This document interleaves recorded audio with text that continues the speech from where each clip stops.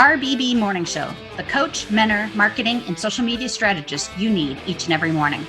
RBB, a live morning talk show that gives you the ability to get the coach you need, strategist you wish you could afford, social media manager and strategist, marketing strategist, project manager, certified OBM, VA, business startup strategist, profit strategist, web strategist, email funnel strategist, sales page strategist, PR strategist, time management, mindset, and overall business development strategist. We answer it all. With over 25 years of business experience, both in corporate and small business worlds, we really can answer it all. Good morning, everybody. Happy Wednesday. I can't believe it's Wednesday already. I say that. I know. This week is flying. I don't know. I woke up this morning and I was like, I literally had what day is it? Like, it's like straight from like the Jumanji moment. Like I had that. Yeah, I definitely, especially with a long weekend, I'm very, very confused. Yeah, I'm so discombobulated. I don't know what's happening. It's like, okay, I can do this. I can do this. I can do this. Mm-hmm. So it's Wednesday, and today we're talking about the what of your business. Yesterday we talked about the how of your business. Today is the what. What the heck are you doing? Do y'all know what you're doing? Knowing what you're doing in your business is so important for advancement. I mean, it comes down to that whole time management, planning, knowing your goals, all of those things is so important. And being able to move ahead because you know the what of your business. So what is your business? It's more than it. Remember back on Monday, we talked about the who, what, where, when, why, and how of every single area of your business. The what of each one of those things is really important too. So, you offer these services, especially, and we talk about VAs a lot because VAs have this very nebulous, vague title, and knowing what you're going to offer your clients. Even for us, knowing what we're going to offer our clients. Because literally between Gina and I, we can do everything. We don't want to do all of the things, but we can do everything. So knowing what we wanted to offer, how we wanted to offer it, why we're going to offer it, all of those things all come into play when you're designing your business. A lot of VA businesses, especially because I hear this from VAs all the time, and I help VAs narrow this down all the time, is knowing what they actually want to offer, not what they think everybody needs to offer, that everybody wants, because 90% of the time you're wrong. You don't need to offer all of the things in order to gain clients, because then you end up with a bunch of really weird random clients that you don't like or are terrible clients. That happens all the time, every time, to everybody. This is not well, you might luck out and get great clients. No, you won't. You'll be so unhappy. When you offer all of the things, you get all of the bad clients. We all know this. Anybody who's been doing this a long time, and this has always been true, even before digital online businesses were really a thing. It was true before. This has been true for millennia. So knowing what you offer and what your business is and what that means to your potential clients is a huge deal. It's what makes you successful in your business. Let's use us as an example, because we have spent a lot of time narrowing down over the last 5 months. So what we offer content creation. Good morning. Kiki. We offer content creation. But we didn't start there. We did not. We offered social media, all digital marketing. Don't forget that we also, when we very, very, very first started, before the official brand came to be, we were literally a one-stop shop. We had VA services, IT services, content creation services, social media management services, course creation, profit mapping. Can we do all of that? Absolutely. Gina and I are actually really darn good at all of those things.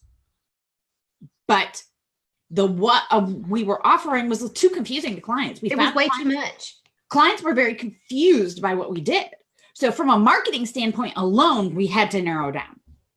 But in order to control having to deal with a variety of staff because I couldn't do it all by myself. Gina can't do it all by herself. Gina and I couldn't do it all combined. I was all over the place and having a hard time juggling all the balls, and then having to hire a specialist that did this and somebody who did that. And I was coordinating. At one point I had, and they were all contractors. So let me say that I had 22 contractors doing things for me. That's a lot, you guys.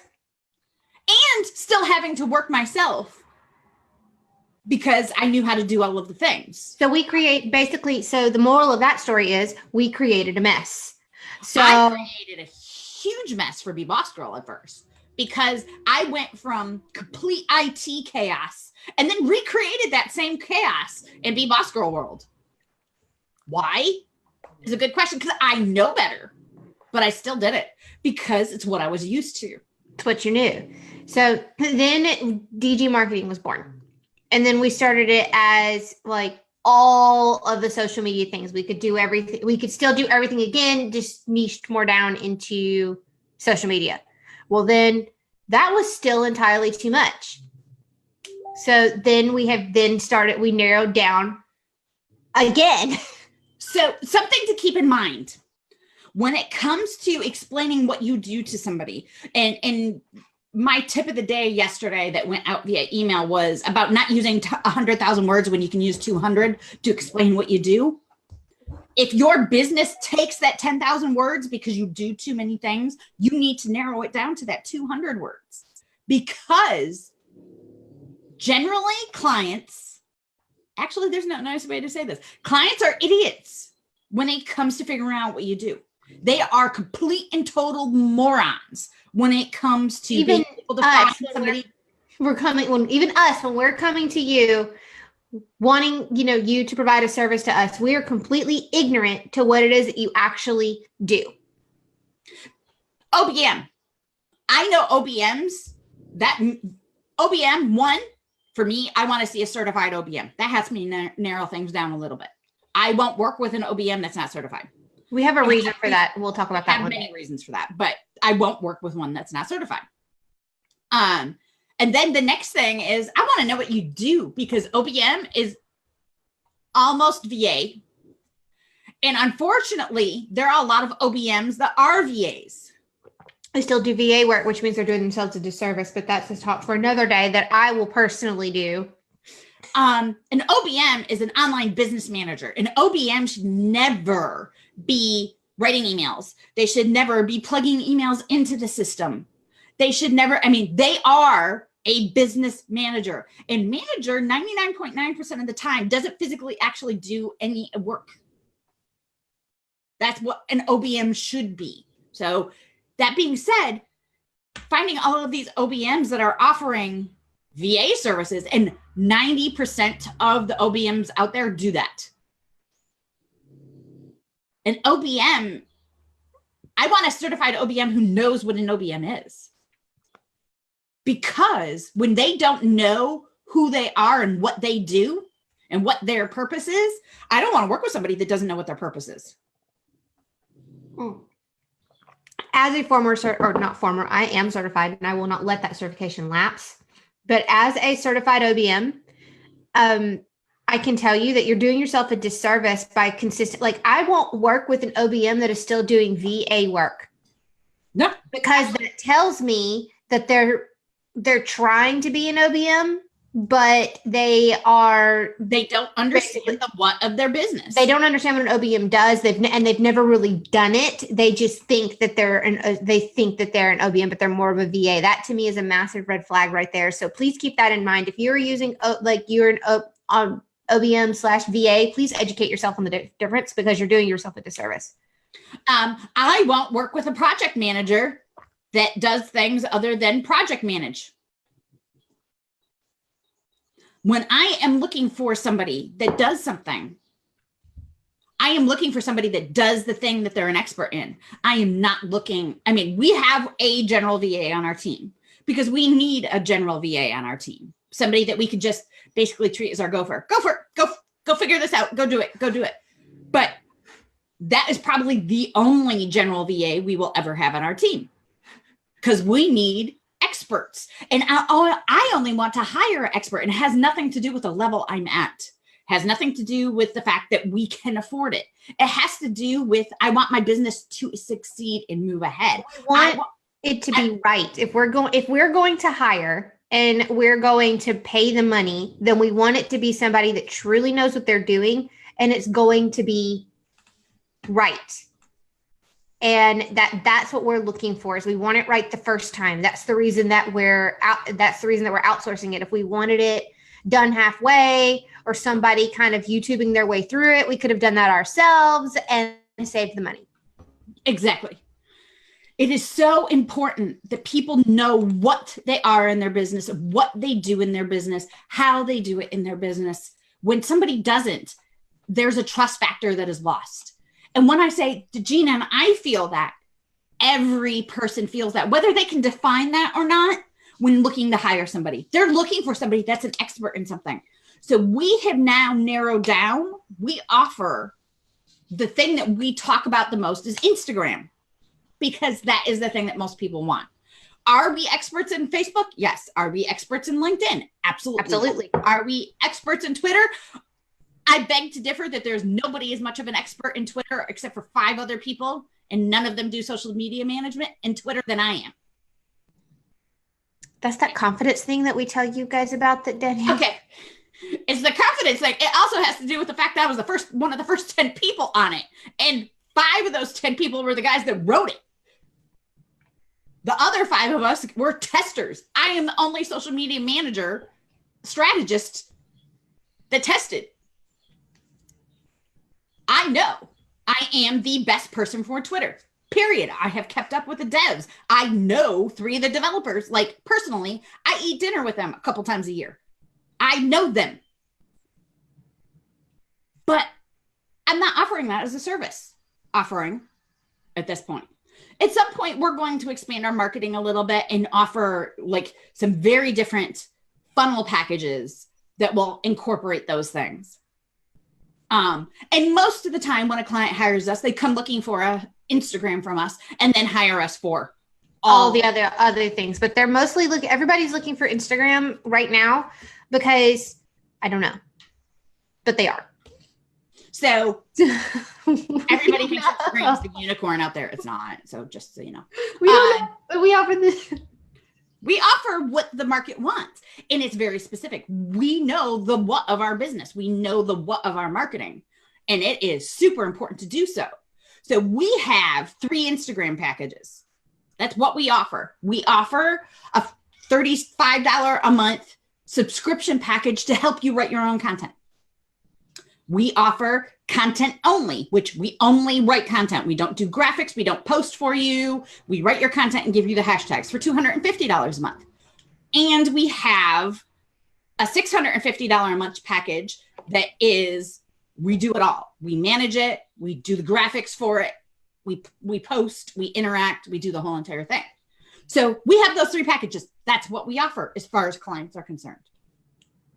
Every time we get on a call with a client, they ask for Facebook and Twitter. I mean, not everybody wants Twitter, but they ask for the other things. And absolutely, yes, we can add that on. But you need to know what you're offering to even get to those next points. And you need to be listening to your market as well. The market will tell you what it wants.